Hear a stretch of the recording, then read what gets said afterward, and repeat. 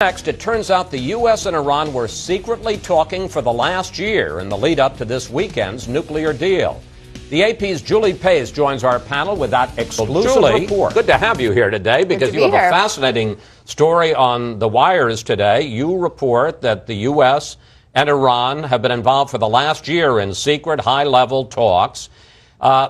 One, what was going on, and two, how big a role did those talks play in leading up to this weekend's agreement? Well, this is a story that I've been working on with two great colleagues of mine, Matt Lee and Brad Clapper, since March. March is when we were first tipped off that the U.S. and Iran had been having a high-level meeting in Oman.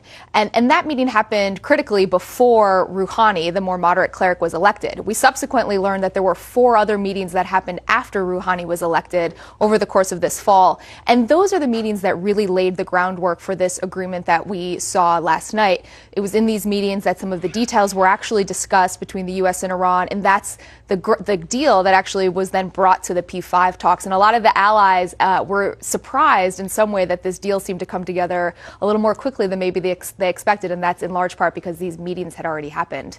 All right, let's get to the deal.